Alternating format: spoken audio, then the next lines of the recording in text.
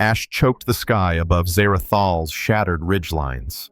The ruins of the alien city shimmered beneath a toxic twilight blue fire, licking the fractured bones of what once might have been a garden now consumed by war and abandonment. Across the broken avenues of collapsed crystal, Kalen Drax stumbled, his left shoulder, torn plasma burns glowing faintly through melted armor plating. The last order from his commander still echoed in his tactical earpiece, long since muted. Fall back. Leave no one. Burn everything else. But Kalen didn't fall back. He kept walking, boots crunching through fractured glass and scorched biometal adrenaline dulling the pain in his side. He wasn't just ignoring orders, he had nothing left to follow. His squad was gone, the evac ship had lifted, and all that remained was static in his ears and a blinking no-signal icon on his HUD. Zarathal had consumed them all. The last outpost of Elvari resistance had collapsed beneath orbital fire, and the humans his people had considered the job done, until he heard it. It wasn't a scream, not quite. It was more like a hum, low-vibrating primal. He followed it, rifle raised past the molten edge of a collapsed dome, through blackened corridors, streaked with soot and strange glowing spores. The architecture turned alien here, less angular, more organic, curved like bone, like flesh, like memory. The hum grew louder, and then he saw her. She was suspended in midair by curled metal vines that pulsed with faint bioluminescent rhythm. Naked, save for tattered ceremonial wrappings, her green skin shimmered faintly even beneath a layer of soot. Her arms were bound above her head in translucent restraints that merged into the walls, her legs tangled in synthetic tendrils. The room throbbed with a soft golden light centered on her chest, just above her heart, a slow pulsing as if the very chamber beat with her. Kalen's breath caught. He had seen Elvari before on the battlefield through scopes and grainy mission briefings. But never like this. Never vulnerable. Never broken. Never looking directly at him with eyes the color of firelight over dark water. For a second, everything stilled. She didn't cry out. Didn't plead. Just looked. His rifle lowered. The tactical part of him screamed to finish the job. A single shot. Clean. Elvari prisoners were dangerous. Bio-implanted with failsafes. Too unpredictable to risk extraction. It would be mercy. But his boots moved forward, not away. The chamber reacted to his presence. Tendrils shivered, retracted slightly. The humming shifted into a harmonic vibration that crawled along his skin like static. He stepped onto the dais and reached up with one hand, fingers grazing the bindings. They dissolved on contact, liquid light unraveling silently into the air. She collapsed forward, unconscious, into his arms. Her body was lighter than expected, almost like she wasn't fully made of matter. And yet he could feel her warm, soft shivering from something deeper than cold. Her breath ghosted against his collarbone. He should have left her there. Should have walked away. But instead, Kalen knelt and wrapped her in the emergency thermal shroud from his pack, sealing the edges around her glowing shoulders. Her skin sparked faintly against the fabric, reacting to the nanofibers, as if recognizing foreign material. He glanced at her again, brushing the soot from her cheek. Something stirred in her eyes. Consciousness flickered. She didn't speak, but her fingers curled lightly against his chest plate. Beneath his helmet, Kalen exhaled slowly, anchoring himself. Outside the chamber, the ruins groaned. Somewhere far off, he heard the distant whine of scanning drones, still sweeping, still hunting. If they found her alive, they'd vaporize the whole site. And yet here he was, crouched, with a half-conscious Elvari woman in his arms, risking everything for something that made no strategic sense. But it felt like it mattered. He stood, lifting her easily. Her head fell against his shoulder, breath steady, now glowing a little brighter with every step he took toward the surface. The light behind them faded into silence, but in the stillness, he could swear he heard it, the faintest change in the hum. Like approval. As Kalen climbed toward the scarred edge of the canyon where smoke turned the sky red, the weight in his arms didn't feel like a burden. It felt like the start of something irreversible. The descent into the undercity of Zarathal was more instinct than strategy. Kalen knew the surface was being swept clean. Thermal scans, automated gunships, and radiation bursts from above ensured that nothing biological survived for long. The Elvari ruins below, however, offered natural shielding, and more importantly, a silence that hadn't yet been broken by the war. He carried Celera through narrow bioluminescent corridors, their walls gently undulating as if the entire city was alive, but slumbering. Her body remained limp, though no longer trembling. Whatever bindings had held her, they'd drained her of strength energy, something deeper. Yet in her stillness, she radiated, not weakness, but coiled potential. His boots echoed faintly on the curved floor of a descending spiral ramp. The alien architecture offered no obvious markings, but he trusted his gut and moved downward away from the drones toward the thrum of something older. Half an hour and Celira stirred. It began with her hand tightening slightly over his chest plate. Then a breath. Then her head turned into the crook of his neck. The whisper was almost inaudible. "You're not Elvari." Kalen didn't answer. He kept moving. "Your heart sounds too loud," she murmured. "It hurts to listen to." "It's working, isn't it?" he said, more to himself than her. She gave the ghost of a scoff a soft vibration against his neck. "You'll die carrying me." "You'll die if I don't." She was silent for a while after that.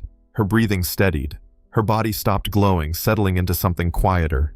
They reached an alcove sealed by a curved metallic veil that shimmered when Kalen approached.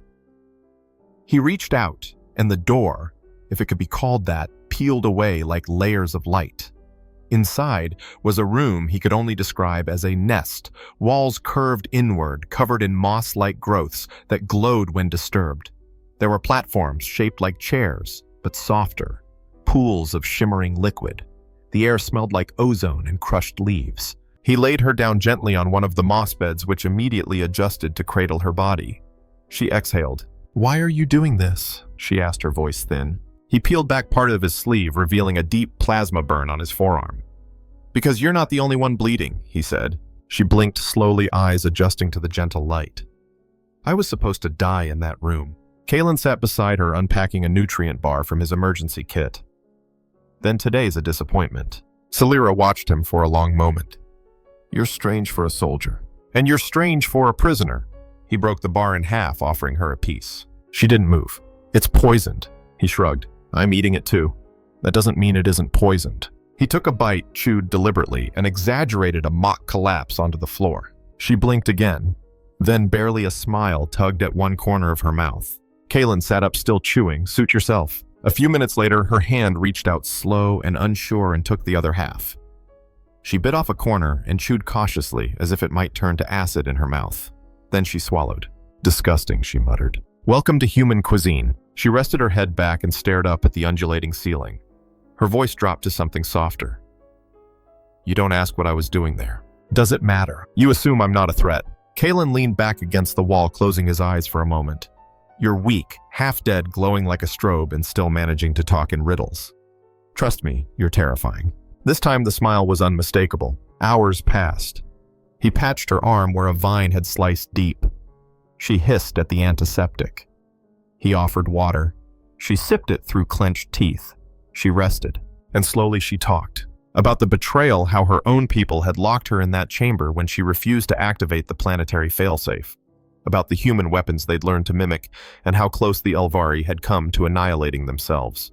About the resonance, an ancient biological force her people once revered, now forgotten by most degraded into myths of bonding and transformation. How she'd always believed those stories were just that, stories. Kalen didn't judge, he listened. When he helped her to her feet for the first time, she nearly collapsed. His arm caught her waist, steadying her. Her body leaned into his, not for warmth, not even for support, but for balance, and she didn't pull away immediately. He guided her slowly around the chamber, helping her stretch weakened muscles. Her skin sparked faintly wherever he touched her like static discharge. It wasn't pain, it felt like acknowledgement. That night, if it could be called night, in a world lit by bioluminescence and echoes, he laid his sleeping roll on the opposite side of the chamber but remained facing her. She lay curled on the moss, one hand resting on her chest, the pulse light slow and steady now. "You don't trust me," she said in the half-dark. "Should I?" "No."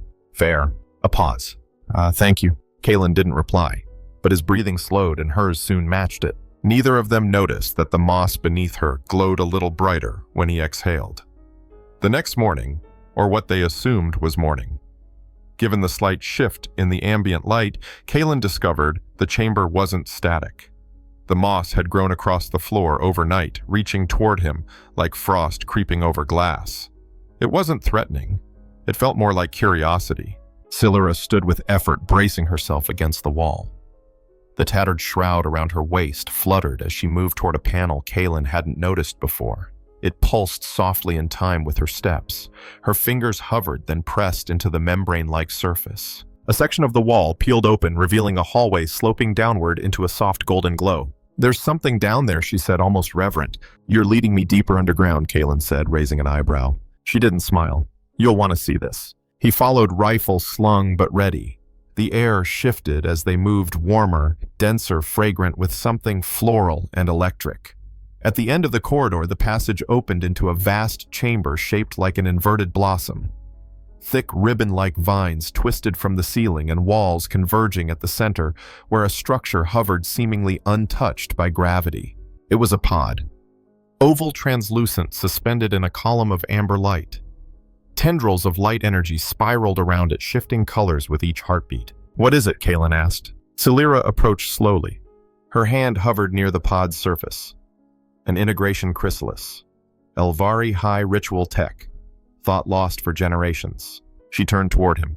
"It heals. It transforms. It bonds." Kaelin frowned. "Bonds. The body, the mind. Sometimes more." The words sat heavy in the air. "You think this can help you?" "It can help us," she said. "You're injured. I'm unstable. Our biology is out of sync with this place. But the chrysalis adapts. If we enter it together, it will calibrate us." He stared at her. "What's the catch?" "Mutual exposure. Neural merging. It will create resonance." His brow furrowed, like sinking. More than sinking. Understanding. Fusion. At the edge of cellular identity. Kaelin took a slow breath. "We could become something new." "Yes," she whispered. "Or we could die in perfect harmony." The hum in the chamber grew louder, as if the pod itself was listening. Kaelin approached. "How do we know it won't reject me?" Celira's eyes met his. "We don't. But the chamber responded to you. That's never happened before." The pod pulsed brighter. The air thickened. The moss beneath their feet warmed. Kaelin took a step forward, then another. The membrane opened with a sigh. He looked at her. "Together, then." She nodded once. They stepped inside. The interior was warm liquid light that clung to the skin, not wet but immersive. The pod closed silently around them. Kaelin felt Celira's body press close, her breath steady against his chest. Her hand slid up his arm, settling over his heart. The world outside dissolved. He felt the pulse, first hers, then his, then both overlapping. Neural threads spun around them, teasing memory, fear, desire.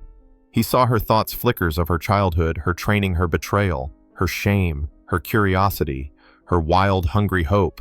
She saw his pain missions, lost friends left behind, the bitterness of being just a soldier in someone else's war. She touched the part of him that doubted he could still feel anything real. The pod responded. Light surged. Their bodies lit with patterns that mirrored each other, gold on her emerald skin, blue on his scarred frame. DNA unraveled and reformed. Nerve endings whispered across the membrane of individuality. A shiver ran through them both. Not fear, not lust. Something older, something sacred. Kaelin felt her mind settle inside his like a hand into a glove. And hers accepted him without resistance. There was no pain, only expansion. Outside, the pod glowed blindingly bright, casting tendrils of light that etched ancient Elvari runes into the walls. Moss bloomed across the chamber in full color. Vines spiraled upwards, singing a hum that hadn't been heard in centuries. Inside, Kaelin's fingers traced glowing lines down Celira's back. Her skin responded, blooming with luminous patterns that pulsed in rhythm with his heartbeat. "I can feel you," she said, not aloud, but inside his thoughts. I know, he thought back. "You're beautiful. You're unbearable," she replied, but there was laughter in it. Their lips brushed, not urgent, but inevitable. And when they kissed, the pod exploded with color. Every nerve ending lit like a constellation. Every fear fell away. The bond didn't just merge their minds, it rewrote their DNA at the edges, laying the foundation for something beyond either species. Then it happened. A third rhythm pulsed between them, subtle, delicate, new. It flickered beneath Celira's ribs, faint bioluminescence not her own. Kaelin felt it too, a harmonic whisper brushing against the edge of his soul. They didn't speak. They didn't need to. They knew. Outside, the pod opened with a quiet hiss. Kaelin and Celira stood still, linked by threads of light that glowed softly between their chests. Her hand rested over her belly. His arm curled protectively around her back. The moss beneath them formed a sigil in bloom. Something ancient had been reborn. They emerged from the chrysalis changed. The air clung to them differently, as if the chamber itself acknowledged the shift. Their bodies bore the marks glowing filaments of bioluminescent light traced Kalen's arms in symmetrical spirals mirrored on Celira's back and collarbone. But it wasn't only skin deep. Kalen felt it immediately, the awareness. Celira moved beside him, and he felt her intention before her foot touched the moss. Her breathing registered in his mind like a second heartbeat. There were no words between them, only sensation, thought, intuition, seamlessly shared. Then came the threat. The chamber's walls pulsed in warning, and the moss recoiled like a frightened animal. Kalen reached instinctively for his rifle, already knowing the movement Celira would make. In perfect synchrony, she turned her palm outward, fingers splayed. A drone descended from the ceiling like a metal wasp, silent, predatory, its scanning array rotating as it locked onto Kalen's heat signature. The moment its energy spike registered on his HUD, Celira reacted. She didn't dodge, she danced. She spun beneath its targeting beam, a blur of emerald and gold, and Kalen moved with her, not as a partner, but as an extension. His rifle fired even before his eyes aligned with the target. Her hand arced across the air, releasing a pulse of pure energy drawn from the residual field of the chamber. The drone disintegrated mid-attack. Smoke and light, silence. They stood at the center of the smoldering ruin, breathing as one. Kalen glanced at Celira. That wasn't just instinct. She nodded. The bond is optimizing. More were coming. The resonance had triggered ancient defense mechanisms. Elvari tech awakened, confused, possibly hostile. Kalen adjusted his rifle's magnetic dampeners, while Celira lifted her arms, summoning what looked like thin threads of radiant silk from the walls themselves. Weapons of thought, weapons of will. They moved through the Undercity like two stars, caught in gravitational orbit, cutting through drone patrols and automated turrets. Kalen would begin a turn and find Celira already finishing it. She would duck and he would cover without needing to speak. Their linked awareness made them untouchable. The enemy changed tactics. Combat mechs descended from access vents above their frames, emblazoned with the tri-sigils of old Elvari warlords' machines from before the fall, preserved for last resort defense. Two massive quadrupeds with dual plasma cores and sensory disruption fields began a calculated assault. Kalen's HUD glitched. Visual interference. Auditory distortion. He didn't need it. Celira's hand grasped his forearm, and the interference dropped. Their link compensated. Her thoughts filled in the gaps, reconstructing battlefield awareness in real time. What she saw, he felt. What he felt, she amplified. Together, they charged. Kalen fired armor-piercing rounds at the mech's venting ports, while Celira vaulted off a falling debris arc, flipping midair, hurling a spiraled bolt of compressed resonance into the core of the second mech. It flared, screeched, and toppled. The first lunged. Kalen dropped and rolled, his movements synchronized with Celira's leap as she used his back as a launch pad, somersaulting over the mech's thorax. Midair, her palm touched the armor. Now, she thought. Kalen responded without question, firing a directed EM pulse through her spine into her hand, using her body as conduit. The mech exploded inwards, imploding like a dying star. When the dust settled, they stood in a crater ringed with molten stone and luminous moss. The city had gone silent again, but not dead, not anymore. Celira looked down at her palm, flexing her fingers. The light in her skin shimmered not just with color, but with shape. Beneath her ribs, the secondary pulse grew stronger. Kalen stepped closer, drawn not by duty, but by instinct. His hand slid gently to her lower back. I feel it too, he said. It's not just us anymore. The bond had grown expanded beyond two minds. The resonance chamber hadn't just fused them, it had conceived something else. Something ancient Elvari myths had spoken of only in fragments. A convergence seed, life born from unity. Not just reproduction, but evolution. Celira turned toward the far wall where an inactive panel flickered back to life. She walked to it slowly. Her fingers brushed the surface, and the entire city stirred. Vines retracted from ruins. Lights glowed softly. The systems rebooted, not violently, but like waking from a long dream. The platform behind them rose, forming a spiral bridge leading toward the city's central tower. We're being called, Celira whispered. Kalen nodded. Hand in hand, they walked the bridge, their path illuminated by synchronized pulses of color blue from him, gold from her, violet from the resonance between. They didn't speak. They didn't need to, because now they were the weapon. Not a tool of war, but of synthesis. The fusion of two species, two minds, two souls. Moving not in unison but as one. The central tower of Zerathal loomed like a crystalline fang biting into the darkened sky, untouched by orbital bombardment, as if something older and deeper had shielded it through every age of destruction. As Kaelin and Celira crossed the final threshold of the spiral bridge, the doors woven from semi-organic matter that rippled at their approach parted without command. Inside, the space shimmered with ancient technology walls composed of layered memory crystal lattices of light, etched with the scars of centuries. The air was thick with history and something more potential. The resonance called to them. Kaelin's boots touched the center platform just as Celira's breath caught. A series of massive hollow pylons ignited in sequence, forming a sphere of rotating energy around them. Information streamed in alien glyphs across the air, while below their feet a pulsating pattern began to rise, an intricate convergence of Elvari energy script and human neural architecture. Celira's voice emerged from the stillness. This was a failsafe. For what Kaelin asked, for survival. The Elvari built this chamber not to win wars, but to prevent extinction. They knew our own technology would turn against us.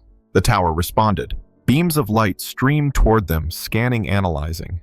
Kaelin's armor peeled itself open without physical force. Celira's body shimmered, threads of her glowing skin lifting gently like strands of hair in zero gravity. The systems were reading them both. Then something new appeared. A projection, childlike, luminous shaped of both Kaelin's angles and Celira's bioluminescent grace, floated before them. It pulsed in tandem with Celira's abdomen. Their child, not born, not yet shaped, but already visible to the city's consciousness. Kaelin stepped forward instinctively, hand reaching out. The projection surged, and with it, the tower's systems reacted like lightning. Deep beneath the city, generators came alive. Fields that had remained dormant for millennia snapped into formation, fusing magnetic locks with layered psychic shielding. Kaelin's HUD, long dead, flared to life with alien overlays. "We've activated planetary defense systems," Celira whispered. "Through the child.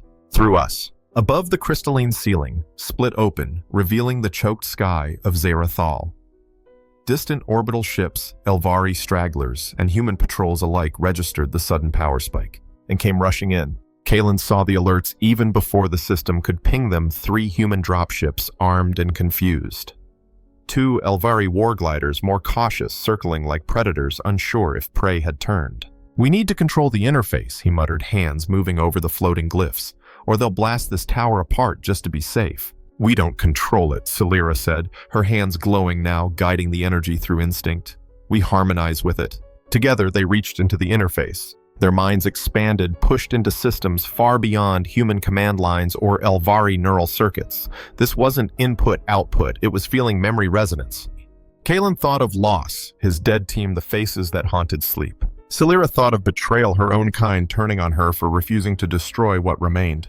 Their combined pain triggered something in the tower, a broadcast. It erupted from the apex like a corona flare, racing across frequency bands, both human and Elvari. Not language, not threat, just sensation, shared experience, their bond, their fear, their love. For one heartbeat, every soldier above felt it. In orbit, human pilots froze as visions flashed behind their eyes. Kaelin carrying a glowing alien woman through ruin. Celira sacrificing her pride to trust a human stranger. A child radiant and unborn, wrapped in light that danced to 2 heartbeats. The Elvari wargliders faltered.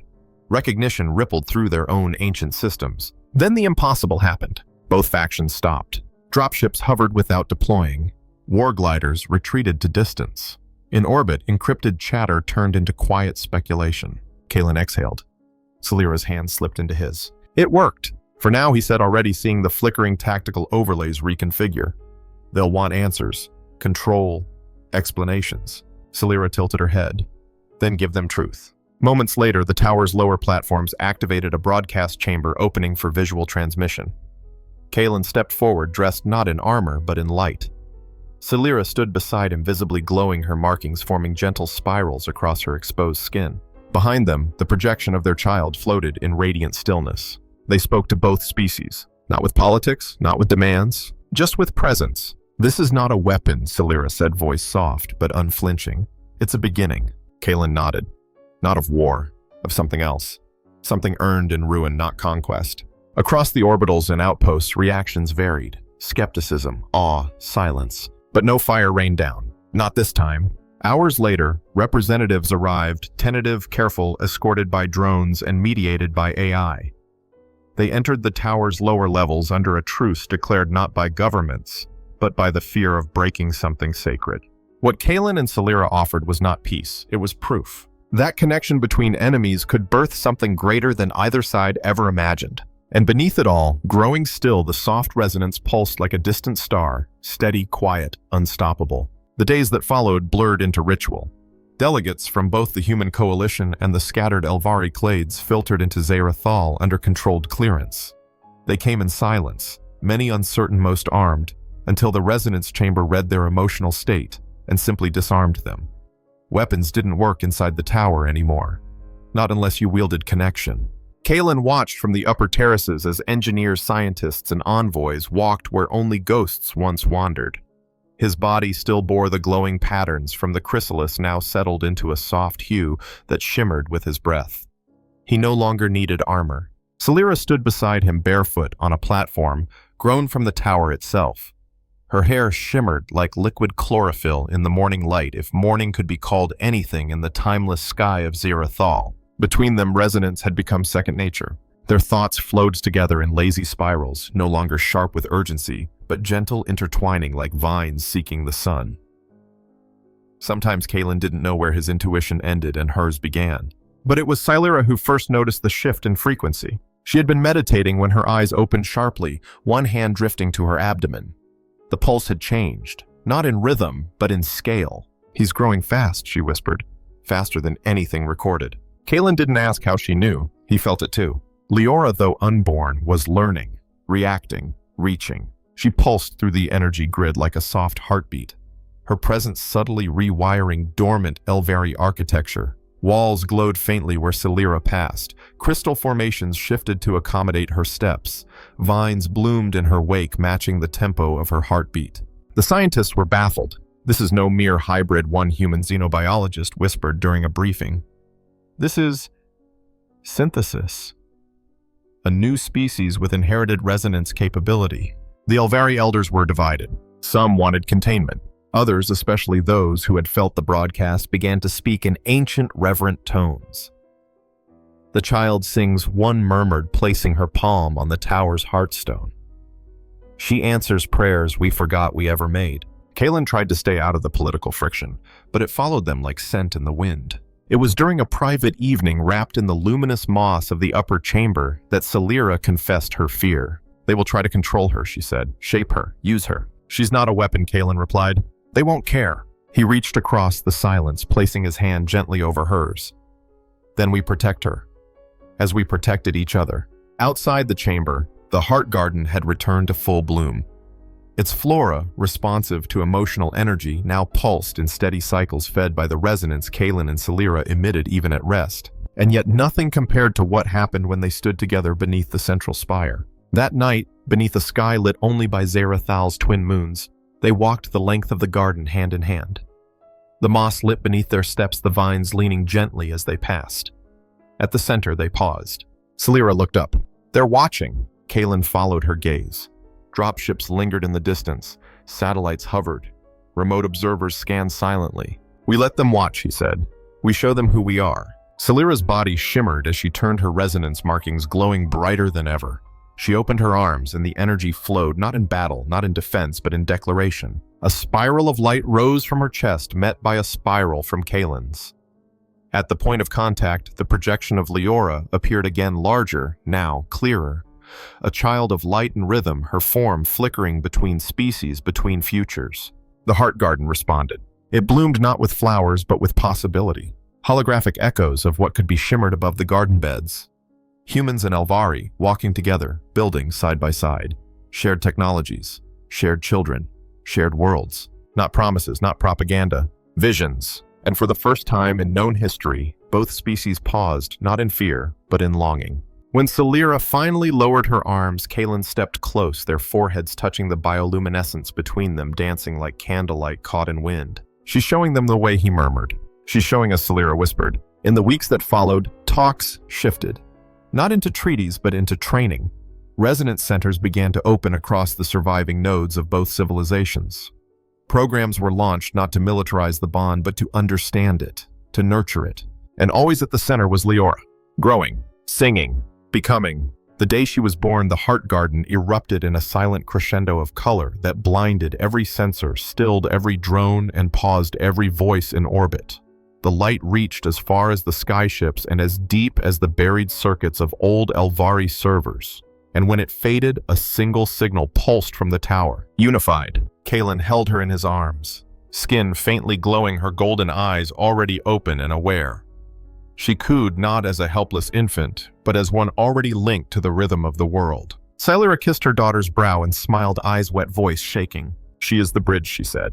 Kalen nodded, and for the first time in a long while he felt hope, not as theory but as truth. They had come from ruin. They had crossed silence. They had found love, not in the absence of difference, but in the embrace of it. And now the future lay in arms small enough to fit against a soldier's chest, but vast enough to carry two worlds forward. And so from the ashes of a forgotten war and the ruins of ancient mistrust, a story emerged not of conquest, but of connection.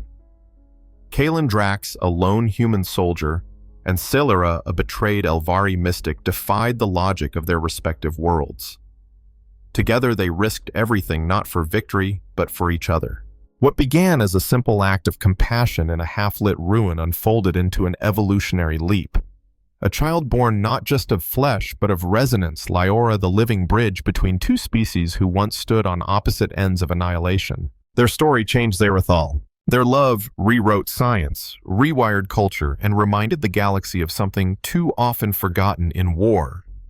That intimacy, understanding, and raw, unfiltered trust can carry more weight than all the firepower in the stars. This wasn't just a romance. It was a signal, a new kind of signal. If this story resonated with you, don't forget to like, subscribe, and share the channel. Every time you engage, you help keep these long-form sci-fi explorations alive. And remember, sometimes the wildest decisions, like diving into a strange pool with an alien girl, can change the shape of the galaxy. Until next time, stay curious, stay human, and stay a little wild.